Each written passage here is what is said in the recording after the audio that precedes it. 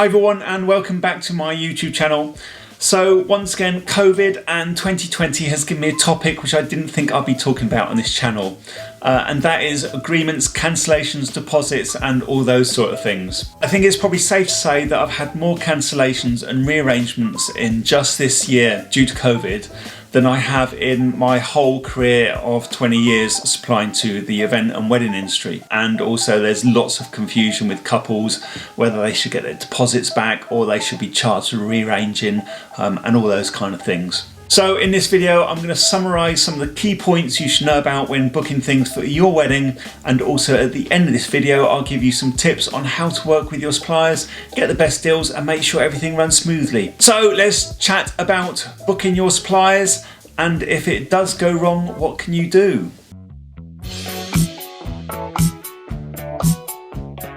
So working in the event industry, we know the rules and we know the procedures when it comes to contracts and the whole process of booking things. However, if you're a couple planning a wedding, it's likely to be your first time organising an event.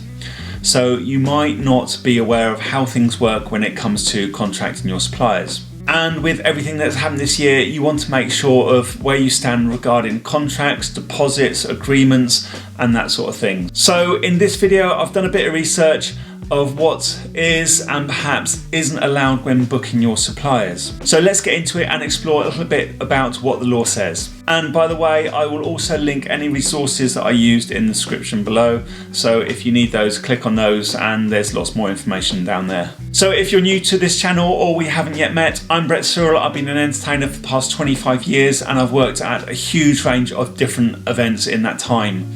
And this channel just gives me an opportunity to share my knowledge of events to help you with your wedding planning.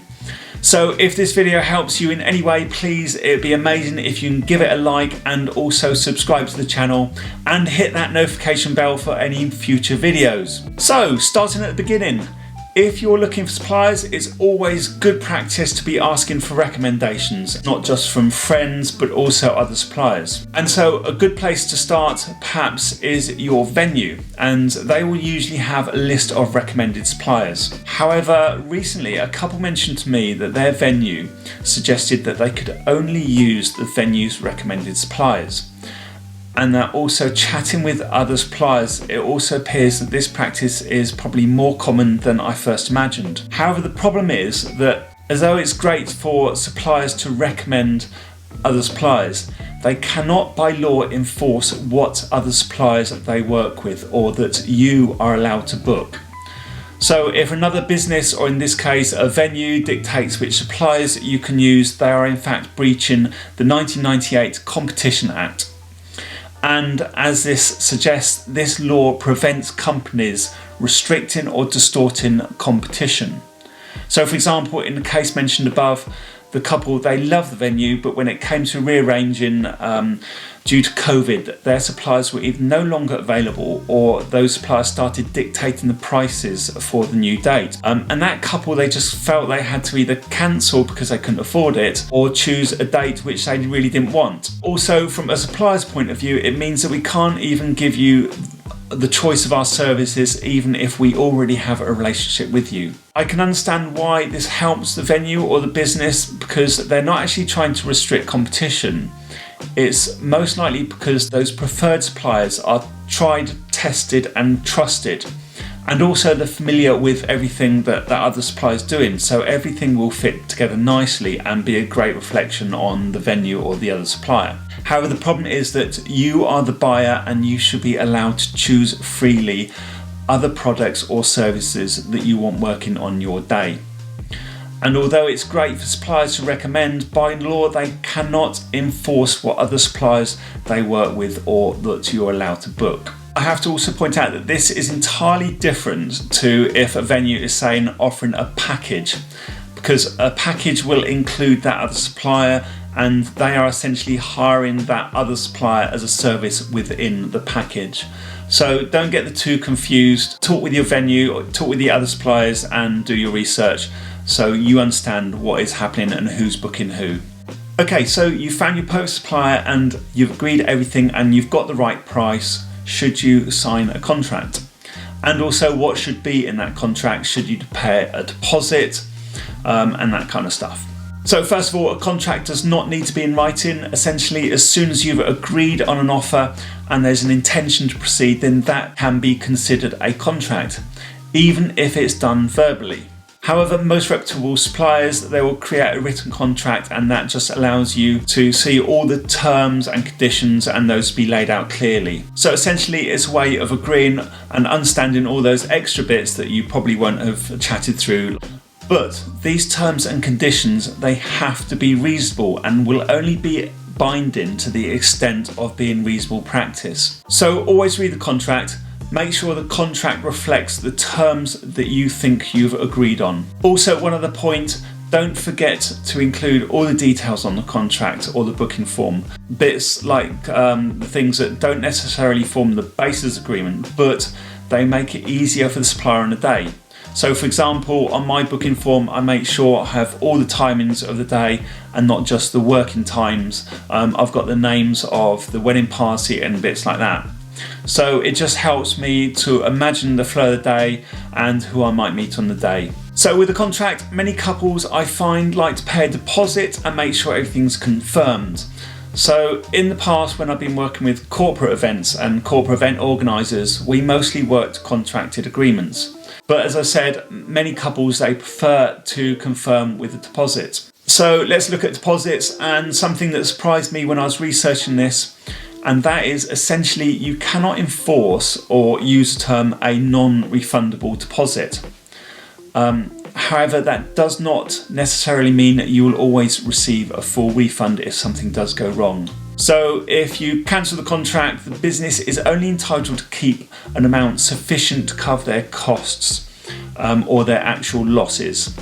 So for example, if they have costs or if they've bought any stock or something like that, or spent time on the booking process, and they're able to demonstrate that they've incurred these costs, then they are entitled to take that from the deposit. However, the businesses must take reasonable steps to reduce their losses, for example, reselling the goods or attempting to rebook the date.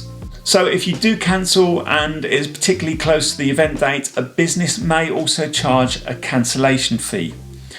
Although these fees must be genuine estimates of the business's losses. Many contracts will include like a tiered cancellation cost according to the timescale leading up to the event.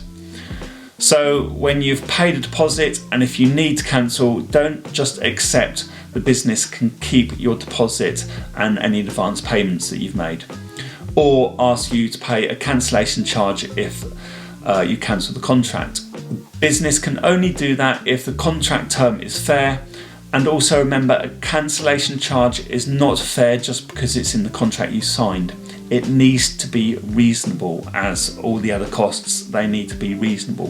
Which leads me perfectly to my next point, and that is protecting yourself.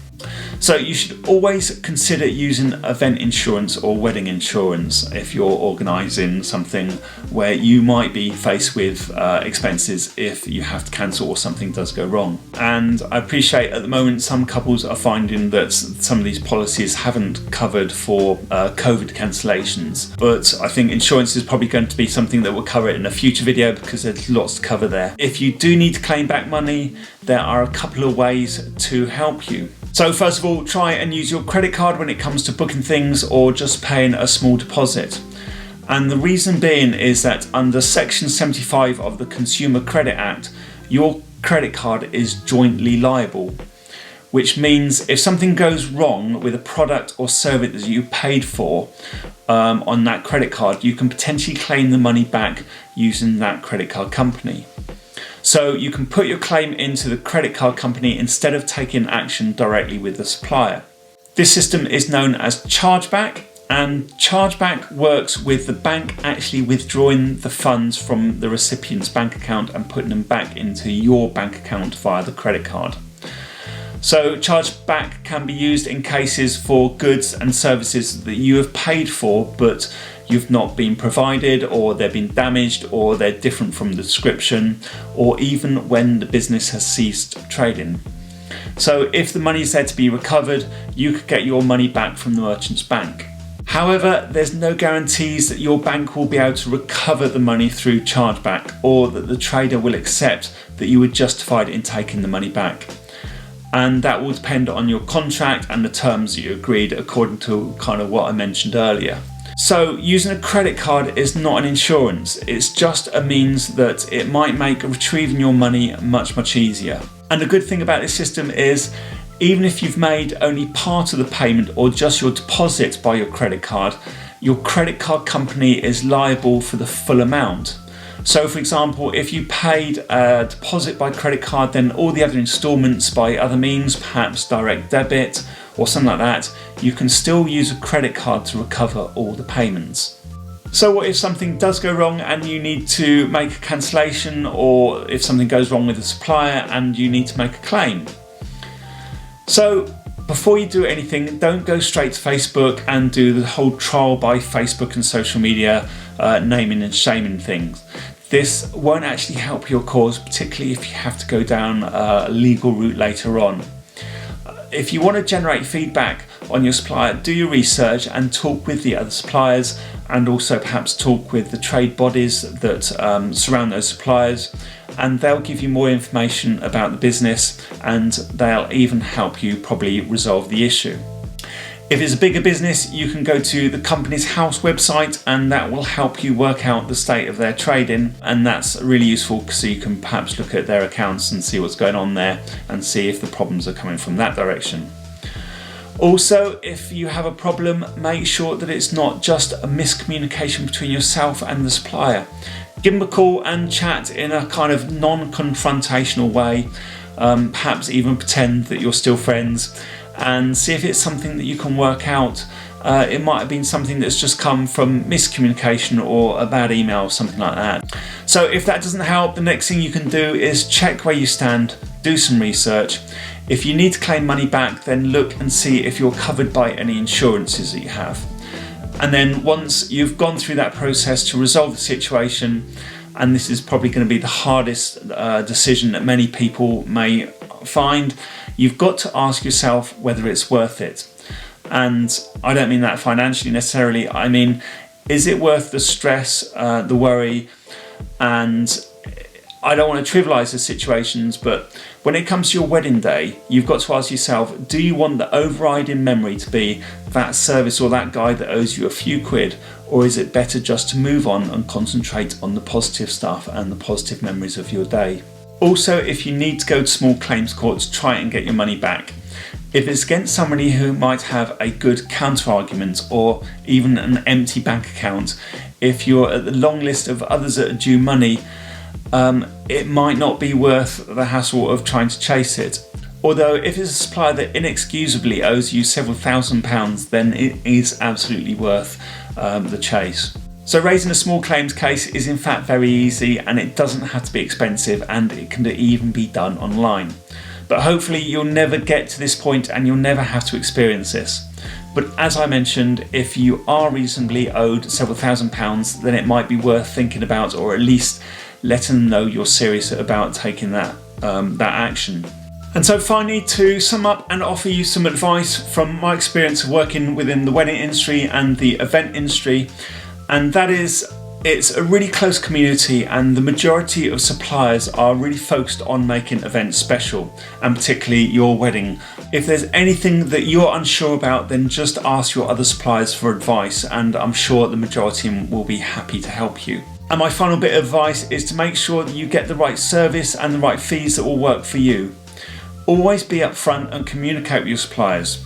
So for example, when I'm booked by an event professional or an event company, they will ask me if there's anything else that I provide that will work with their event. And they'll also tell me what their budget is. So we will then work from that direction and make sure everybody gets the best deal out of what they're looking for and what I can provide. So I'm hoping this video hasn't helped you in the slightest, because hopefully things will never go wrong for you and booking your suppliers will always go nice and smoothly. If it hasn't helped, please give it a like and a subscribe, and also I will put any links that I've talked about in the description below, and also links of valuable resources. Leave any comments or any questions and I'll get back to you on those. But of course, please do your own research. Always seek professional advice if you need it. So thanks again for watching, and I will see you in the next video. Thank you very much, and bye bye.